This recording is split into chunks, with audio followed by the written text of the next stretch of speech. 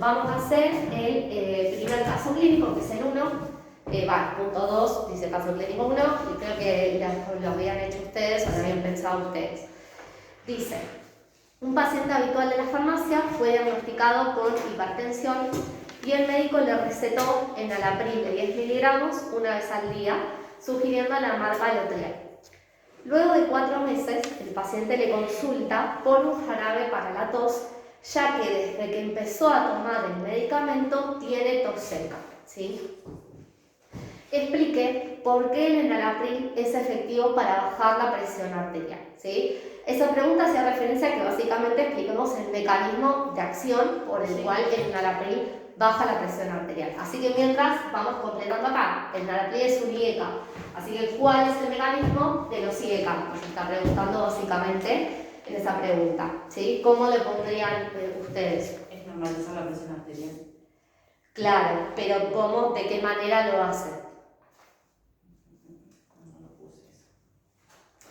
A ver, el mecanismo de acción sería explicar, mira esto,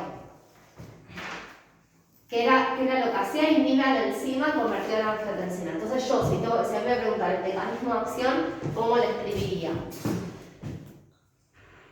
Actúa, yo lo voy a escribir chiquitito, si ustedes última lo copian más grande, inhibiendo a la enzima convertidora de angiotensina que normalmente cataliza o permite la conversión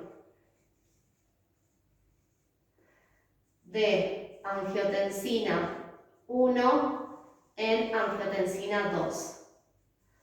Como consecuencia,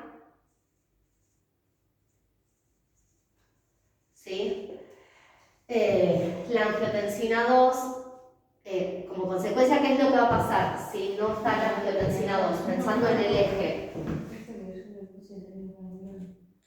Acá está, fijémonos en el eje. Yo inhibo la enzima, no hay angiotensina 2. Entonces, como consecuencia, no se va a producir o no se producirá vasoconstricción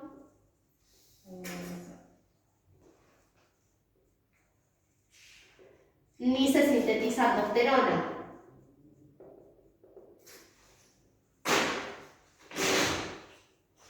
¿Sí? Con lo cual, la presión arterial disminuye, ¿sí? El mecanismo de acción, cuando ven bien explicar, es llegar hasta por qué baja la presión arterial, ¿sí? Entonces, si nosotros lo pensamos, es básicamente razonándolo. O sea, bueno, si inhibe a la enzima, ¿qué es lo que pasa? No se sintetiza angiotensina 2, entonces no hay vasoconstricción y no hay síntesis de aldosterona. Eso es lo que habría que explicar. Entonces, ¿eso que lleva o conduce a que la presión arterial disminuya, ¿sí?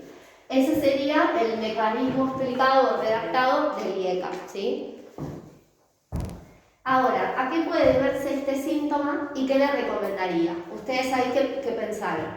El síntoma era la tos seca. Sí. Nosotros pusimos que puede deberse a la marca del medicamento. Claro, pero la tos seca, que es un efecto adverso. Es un efecto. Exacto, del enalapril. Entonces, como efecto adverso, ya vamos acá a agregar tos seca. ¿Sí? Entonces, sí, ¿a qué puede verse este síntoma? Se debe a la administración del enalapril, que es un efecto adverso común de este medicamento, ¿sí? ¿Y qué es lo que le recomendaría? Esa era un poquito más difícil, por ahí más de pensar. ¿Qué era lo que habían pensado ustedes? En recomendarle, porque el paciente pide un jarabe para la tos. Entonces, ¿qué es lo que le recomendarían ustedes frente a eso? Yo le recomendaría que vaya al médico para cambiar la dosis, para cambiar el medicamento. Bien, está bien, ¿sí? Pero también ¿por qué? Porque esta tos, que es esa tos seca del enalapril, no se alivia con un jarabe para la tos, ¿sí? Porque los jarabes son expectorantes y esta tos es seca, no tiene flema y surge como consecuencia del medicamento. Entonces, por más que vos tomes un jarabe antitusivo, va a volver a aparecer, ¿sí? Porque no es por una gripe o por un cuadro, una enfermedad puntual, sino que es el medicamento lo que le está produciendo. Entonces, un jarabe para la tos no le serviría de nada, ¿sí? Entonces, dispensárselo sería algo que no le sirve, darle algo que no le sirve. Entonces sí, lo que le recomendaría es que vaya al médico. ¿Por qué? Porque hay dos opciones. Una es, como te había escuchado decir a vos recién, que es que le cambie la marca, ¿sí? Se podría probar cambiando la marca del enalapril, y ahí hay pacientes que dejan de experimentar la tos seca, o si no, si esa tos seca persiste y es muy molesta, cambiar a otro tipo de antihipertensivo, como por ejemplo puede ser un ARA-2, por ejemplo un losartán. Cambiarle el enalapril, el médico que le cambia el losartán, entonces de esa forma va a dejar de tener el efecto adverso de la tos seca, ¿sí? Que es molesto. ¿Bien? Ese sería el caso, el punto 2. ¿Bien? El punto 3 dice, que es otro caso clínico, dice: una paciente de 45 años con hipertensión leve es medicada con hidroclorotiazida, que es un diurético, 12,5 miligramos. Su presión arterial disminuye de 160 a 95 milímetros de mercurio, que es una presión elevada, o sea, esa paciente tiene hipertensión, y le baja a 140 a 85, ¿sí? Le baja bastante en 3 días. Pero luego de 15 días se estabiliza en 150-90 milímetros de mercurio. Es decir, la paciente venía con una presión alta, sin tratarse, toma el diurético, la presión le baja, pero igualmente sigue estando un poco elevada, tomando los valores de referencia normales de presión, que son 120-80. Le estaba dando, le bajó a 140-85, está un poco alta todavía, bien, pero le bajó. Y luego, en 15 días, esa presión se estabiliza y le vuelve a aumentar un poco más en 150-90. Entonces, ahí ya estamos viendo que con la administración del diurético, a corto plazo, si en 3 días le baja la presión arterial un poco, pero después, a largo plazo, ya con más días, 15 días, le vuelve a subir, ¿sí? A los 5 meses de tratamiento, la presión arterial sigue en esos valores mencionados y además se eleva su glucemia y el colesterol malo, ¿bien?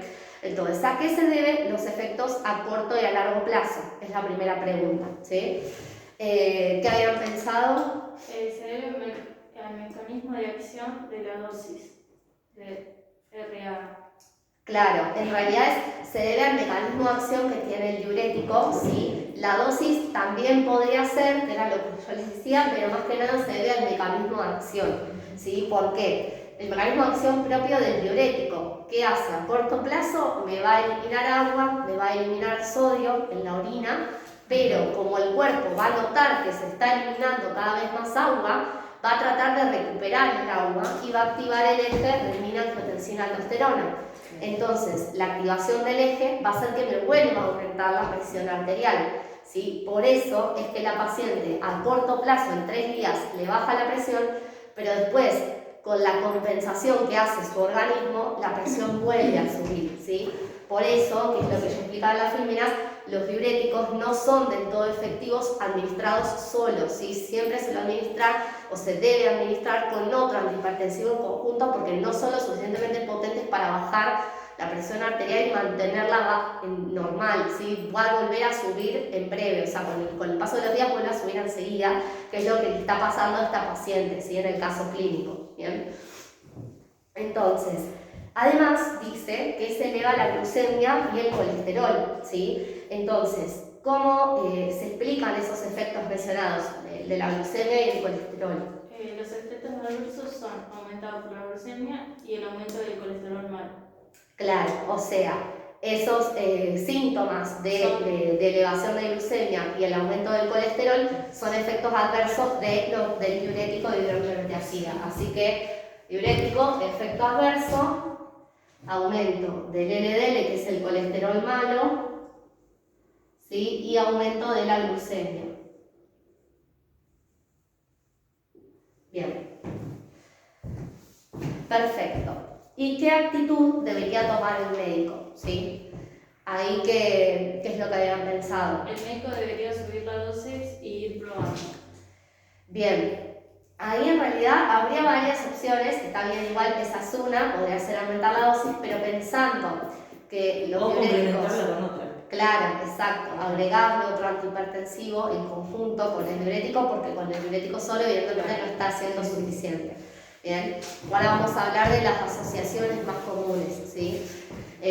Usualmente no tengo espacio para hacerlo, no me di cuenta, pero usualmente las asociaciones más comunes son un vasodilatador, como puede ser amlodipina o diltiazem, ¿sí? Sobre todo, por ejemplo, la amlodipina se usa mucho, con un IECA o un ALA2, por ejemplo, amlodipina con enalapril, amlodipina con losartán, ¿sí? Se suelen administrar en conjunto, o el diurético con los beta bloqueantes, o los vasodilatadores con los beta bloqueantes, por ejemplo, también, ¿sí? Existen distintas combinaciones que se pueden hacer, pero bueno, solo los diuréticos no se utilizan, ¿sí? Siempre en conjunto con otro antihipertensivo.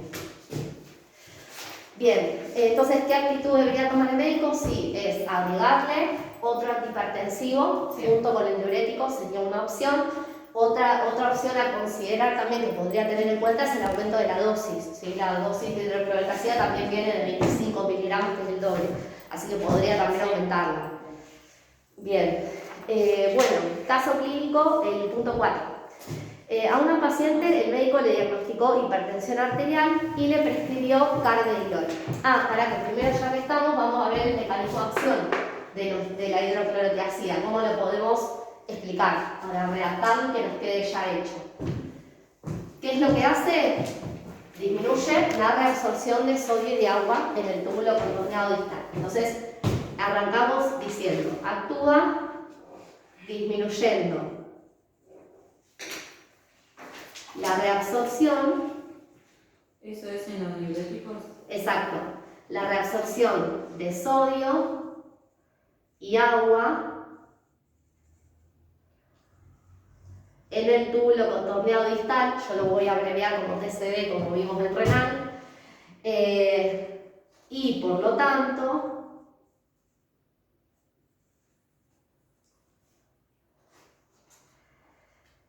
disminuye el volumen sistólico. Vamos a hacerlo así. Vamos a hacer así. ¿Sí? Esto hace que disminuya el volumen sistólico y por lo tanto la presión arterial. Bien, si alguna de las abreviaciones no se acuerdan qué eran, le dicen. Pero básicamente el diurético actúa disminuyendo la reabsorción de sodio y agua en el túbulo contorneado distal y esto hace que baje el volumen sistólico y por lo tanto la presión arterial. Esa sería la forma correcta de explicar por qué el diurético me baja la presión. Bien, ahora sí, seguimos con el caso punto 4. Una paciente, el médico le diagnosticó hipertensión arterial y le prescribió carvedilol, ¿sí? Un beta bloqueante. ¿Cómo baja la presión arterial el carvedilol? Ese le seguía tocando a usted, ¿no? Sí. Bien. ¿Qué pusieron? Nosotros capaz que no lo escribimos bien como tiene que ser, pero bueno. Pero lo vamos haciendo ahora. El carvedilol Sí. lo que va a hacer es disminuir la síntesis de la renina. Bien. Disminuye la presión arterial y disminuye el volumen sistólico. Bien. Entonces. Lo sabemos que no está bien redactado, pero bueno, es la primera No, vez que... sí, pero por eso les digo que lo escriban Está porque bien. eso les ayuda, Sí. ayuda a practicar. Escribirlo ayuda a eso, a ver la forma en la que como uno lo redactaría y el cuadro para que les quede a ustedes también, así lo copian y ya Bien. les queda así también con una forma de redacción. Entonces, actúa, no voy a tener que callar, inhibiendo la síntesis de renina.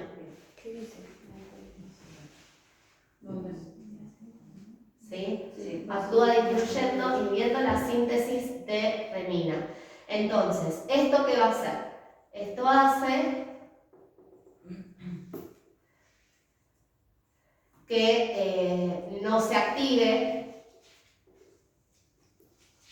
el eje renina, angiotensina, aldosterona y por tanto ¿sí?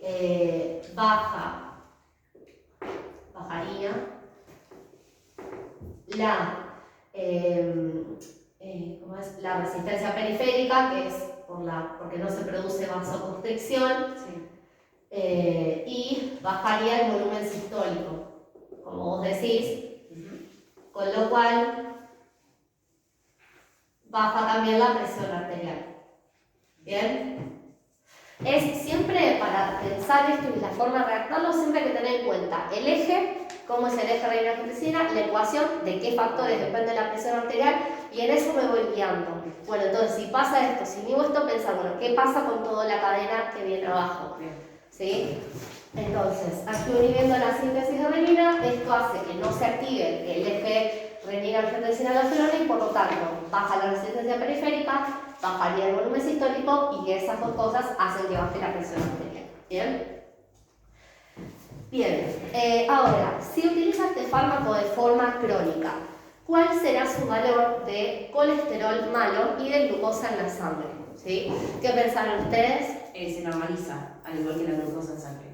Exacto, bien, o sea, queda normal, digamos, no se modifica. Claro, exactamente. En esa persona, con la administración de medicamentos, no se modifica ni la glucosa ni el colesterol. Y eso es importante, ¿por qué? Porque los beta-bloqueantes, excepto el carvedilol y el nebivolol, producen aumento del colesterol malo y aumento de la glucemia como efectos adversos. Entonces acá, ¿qué vamos a poner como efecto adverso? Uno es aumento de la glucemia. Ahí está, glucemia. Otro es aumento del colesterol malo. ¿Sí? Pero esto solo lo hacen el resto, salvo, acá les voy a poner los que no lo hacen, así hacemos más fácil, salvo carvedilol, que es el de este caso, y nebivolol. Bien, o sea, todos producen aumento de la glucosa y aumento del colesterol malo, excepto carvedilol y nebivolol, como es en este caso el carvedilol, que lo que tiene de bueno es que no me produce ese efecto adverso. Por eso, por ejemplo, el carvedilol es muy usado en pacientes mayores que tienen diabetes, que tienen colesterol alto. Entonces, como no aparecen estos efectos adversos, es más compatible con los otros tipos de enfermedad que pueda tener el paciente. O sea, se usa el carvedilol o el nebivolol se usa mucho para pacientes con trastornos metabólicos en general. ¿Qué puso Sí, el que tienen ejemplo ahí? aumento de glucemia, aumento del LDL, que es el colesterol malo, salvo carvedilol y nebivolol, que son justamente esos dos medicamentos los que no producen aumento de glucosa en sangre ni aumento del colesterol malo. ¿Cómo se escribe Nebivolol, con B larga, primero y después con B corta. Nebivolol. Exacto. Bien, ahora dice, si la paciente ingiere una dieta normal, sin restricciones y hace una vida sedentaria, ¿cuál será la perspectiva del control de su hipertensión arterial y el resultado de su tratamiento? No Y sé. sí. Nosotros, con otras palabras, Sí. la presión arterial va a aumentar si no es controlada y al no llevar una vida sana, Sí, con lo no farmacológico, sí. me quedé ahí.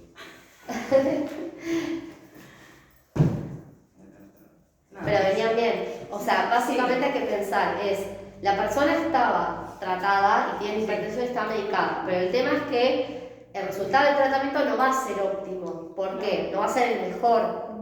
¿Por qué? Porque si lleva una vida que no es sedentaria, que no cuida su alimentación, ¿qué es lo que va a pasar? Con la administración del medicamento la presión le va a bajar, pero probablemente no le baje lo que le bajaría si tuviese buenos hábitos, o sea, le bajaría poco, ¿sí? Y por eso su presión arterial no estaría del todo normalizada.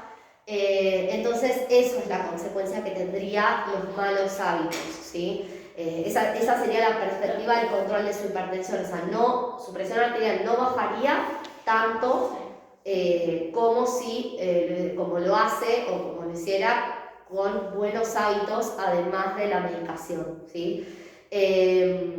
Y el resultado del tratamiento, el tratamiento no va a ser óptimo, básicamente va a fallar probablemente, ¿sí? Y detalle, cómo deberían ser sus hábitos de vida para mejorar su salud.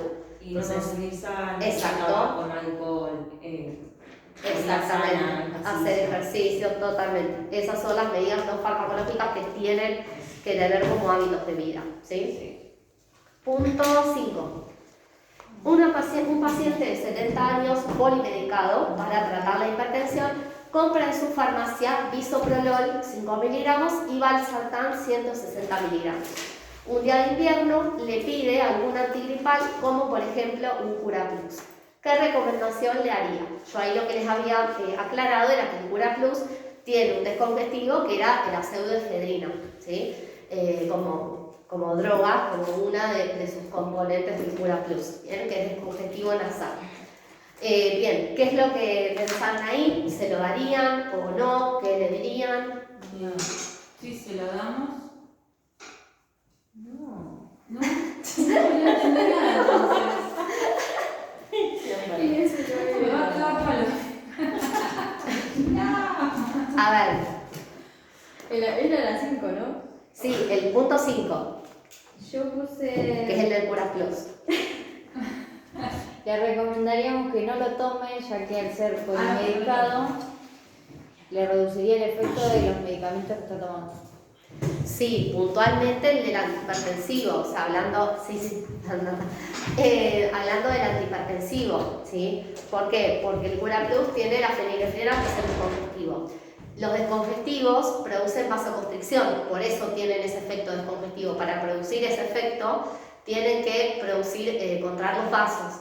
Entonces, al generar esa vasoconstricción, ¿qué va a pasar? Me aumenta la resistencia periférica de los vasos y me aumenta la presión arterial. Exacto, entonces, si yo administro o le doy, digamos, o un paciente ingiere un Curaplus o cualquier antigripal que tenga un descongestivo, su presión arterial va a elevarse un poquito, ¿sí? Entonces, no estaría recomendado el uso de antigripales en personas que tienen hipertensión arterial, ¿sí? Por el tema ese de que al ser vasoconstrictores, los descongestivos que vienen en los antigripales me aumentan la resistencia periférica y me aumentan la presión arterial, ¿sí? Entonces, lo que le recomendaríamos sí es que vaya al médico, ¿sí? En todo caso, y que evalúe el médico qué darle para esa condición, si tiene un estado gripal, pero que no debería consumir descongestivos, ya sea descongestivos nasales o descongestivos oculares también en gotas, tampoco sería recomendable, ¿bien? Así que sí, lo que le recomendaría es eso, que vaya al médico, que consulte ahí específicamente, pero no vale la pena dispensarlo porque ya te digo, no es recomendable. Pero le dijimos que no. Claro, por eso. Sí, no, está bien. El tema es puntualmente el por qué. Es para que sea puntualmente enfocado en el fármaco antihipertensivo. Si bien está polimedicado, puntualmente interacciona con el antihipertensivo, ¿sí? Porque se contrarresta el efecto adverso, el efecto terapéutico, perdón. O sea, si uno, el antihipertensivo me baja la presión, el otro me lo sube. Bien, el punto 6.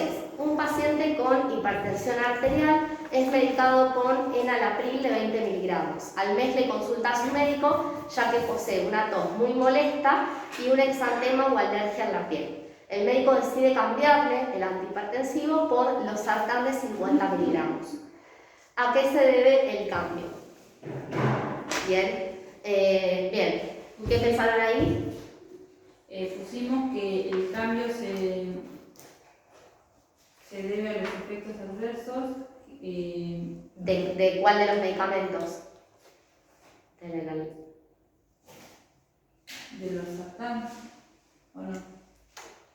Claro, en realidad la persona venía tomando enalapril y le aparece esta tos y el exantema o alergia a la piel, y ahí el médico decide cambiarle el antihipertensivo por losartán.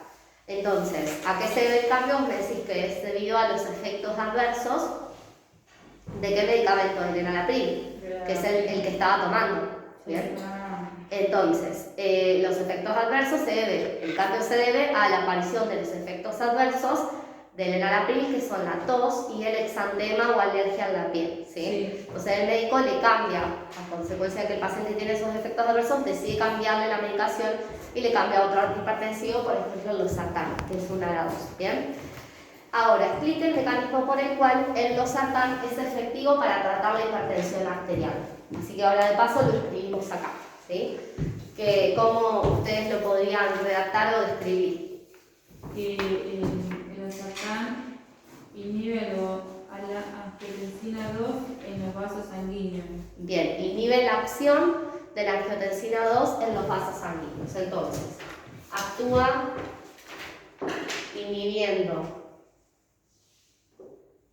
el efecto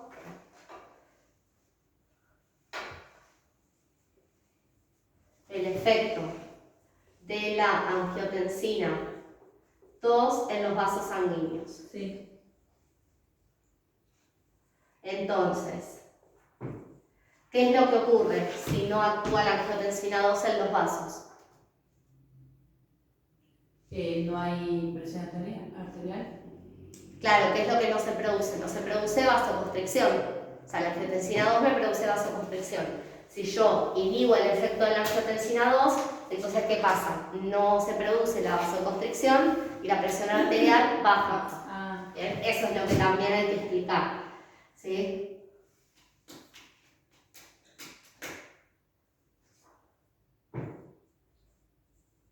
¿Y ahí qué está poniendo? Esto que les digo, actúa inhibiendo el efecto de la angiotensina 2 en los vasos sanguíneos. Sí. Esto hace que no haya o que no se produzca vasoconstricción y por lo tanto se abrevia como 3 puntitos. Cuando pongo 3 puntitos así es por lo tanto. Y por lo tanto baja la presión arterial. ¿Bien? Ese sería el mecanismo de ARA2. Ahora, ¿qué efectos adversos podrían llegar a aparecer con la administración de losartán? Así ya notamos efectos adversos de un ARA2. Mareo, sueño, calambres musculares.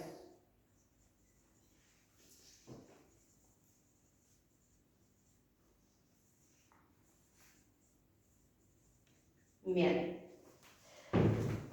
Ok, bien. Bien, vamos con el punto 7. Un paciente con hipertensión arterial es tratado con amlodipina 10 miligramos y atenolol 50 miligramos. Explique el mecanismo hipotensor de la amlodipina. No, ahí. Vasodilatadores, el último mecanismo de acción que nos falta. A ver. Vasodilatadores, ¿qué es lo que producen? ¿Cómo actúan o por qué baja la presión arterial? Inhiben la contracción del músculo liso de las arterias. Perfecto. Entonces, actúa inhibiendo la contracción del músculo liso de los vasos sanguíneos.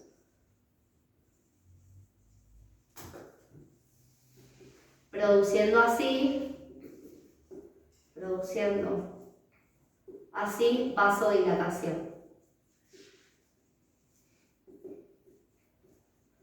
Esto hace que baje la resistencia periférica y por lo tanto baje la presión arterial. ¿Bien? ¿Cuáles son los efectos adversos de ambos medicamentos y qué ocurre cuando se administran juntos? Baja la resistencia periférica y qué más. Baja la resistencia periférica y por lo tanto baja la presión arterial. Lo tienen acá anotado igual escrito, porque después yo se los voy diciendo y lo voy escribiendo como duda. Sí, pero no llego a leer.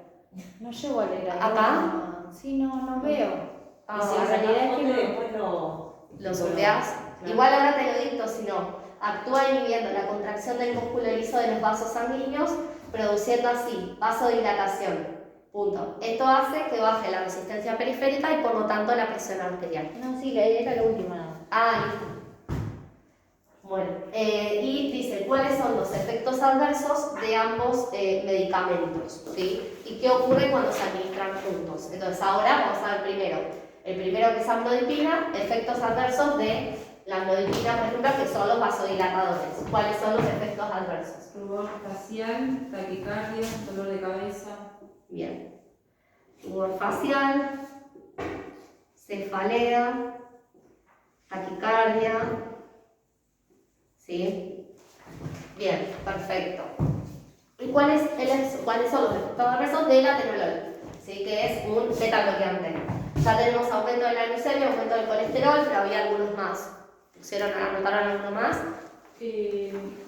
Fatiga. Bien. Mareos, todo lo que dice. Movimientos involuntarios. Sí, a ver, ya chequeo. Ahí está. Sí, fatiga, mareos.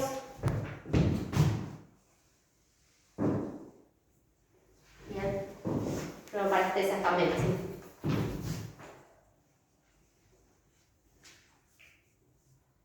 Bien. Perfecto. Bien. Ahí ya tenemos el TP, hecho. Ahora vamos a completar el resto del cuadro, así nos queda bien. Todos vamos a ir para unificando también información. Si no se entiende la letra. No entiendo la última parte. Parestesias. Gracias. Contraindicaciones. Todos estaban contraindicados en el embarazo, ¿sí? Primero, así que vamos a anotar embarazo.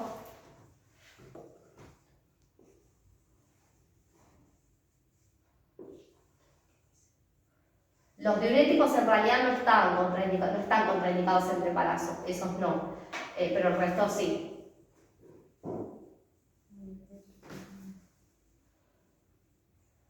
Bien. ¿Cuál es otra contraindicación de los IECA? Si se fijan. Así lo vamos completando el cuadro y ya les queda. ¿Otra qué? Una contraindicación, además del embarazo, ¿sí? Alergias en la piel, tos seca. Esos son los efectos adversos, contraindicaciones, ¿sí? ¿En qué condiciones o qué patologías está contraindicada la administración, el uso de ese medicamento? En la insuficiencia cardíaca. Perfecto. Insuficiencia cardíaca, ¿sí? Y también está contraindicado en mujeres de edad fértil. Sí, también. O en edad fértil. Bien. Pasa, es menos común, pero hay gente que pues tiene 30 y pico, no llegan a 40 y tiene hipertensión. Son pocos, porque la mayoría se da en edades avanzadas, pero bueno, hay gente que igual tiene hipertensión desde más joven. Embarazo, insuficiencia cardíaca y mujeres de edad fértil. Efectos adversos, además de la tos seca, teníamos alergia cutánea o rash cutáneo, que eran los dos efectos adversos más comunes, ¿sí? Cefalea y dolor articular. Bien, y la indicación se usan, en este caso estos solo se usan para tratar la hipertensión arterial, ¿sí? Vamos ahora a los ARA2, ya tenemos la fila de los IECA completo. Indicaciones de los ARA2. Se usan solo también en hipertensión arterial. Bien. Están contraindicados en el embarazo, pero ¿en qué otros casos? ¿Sí? También está contraindicado en edad fértil. También está contraindicado en casos de insuficiencia cardíaca. Bien. Y en insuficiencia hepática.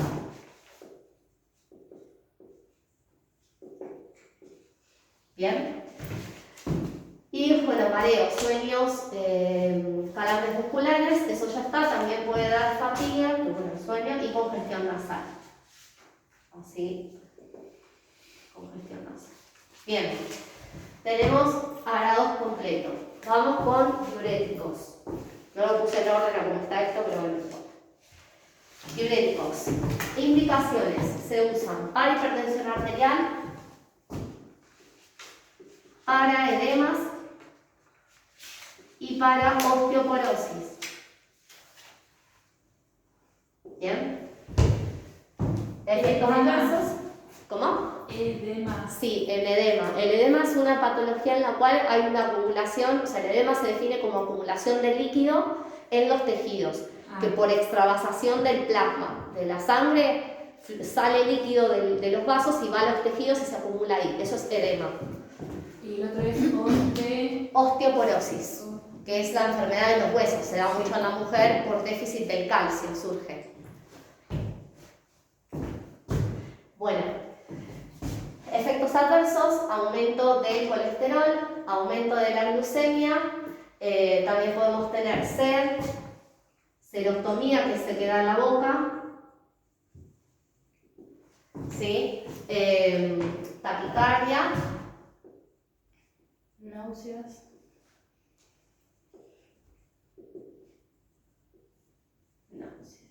Bien. ¿Y en qué casos están contraindicados? En insuficiencia renal, en casos de infarto, de miocardio, o sea, el corazón,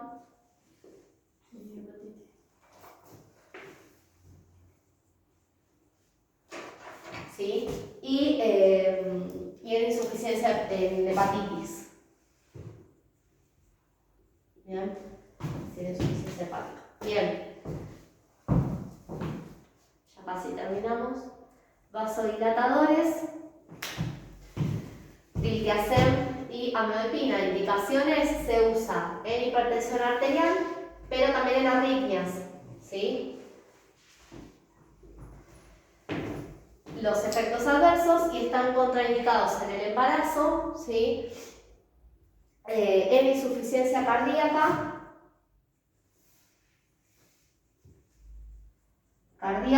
hepática y renal. Insuficiencia hepática e insuficiencia renal, ¿sí? Bien, y por último tenemos los beta-bloqueantes, ¿sí? Que como indicaciones se usa también para hipertensión arterial, pero también se usa en angina de pecho y en arritmias. Angina de pecho y en arritmias. ¿Bien? Efectos adversos, y están contraindicados también en el embarazo. Este tiene más contraindicaciones: en diabetes, en el asma. En diabetes, ¿por qué? Porque la mayoría me sube la glucemia, ¿sí? En los casos, en el paciente está diabetes, como les decía hoy, se da o carvedilol o nebivolol, que no te sube la glucemia, ¿sí? En asma, ¿sí? Y en insuficiencia también cardíaca y renal. Y hepática también. Bien. Y listo. Ese sería el cuadro, el resumen, digamos, de los fármacos que vimos hoy. Como a mí, por ejemplo, me resultaría más fácil estudiarlo o organizarme la información de esta forma. ¿Te molesta, profe, de amigo va hasta el cuarto? Sí. ¿Sí, esto? Sí. Sí. Actúa inhibiendo a la enzima convertida en angiotensina, que normalmente cataliza la conversión de angiotensina 1 en angiotensina 2. Bien. Como consecuencia, no se producirá vasoconstricción ni se sintetizará aldosterona, por lo cual la presión arterial disminuye. Bien. Sí, por favor.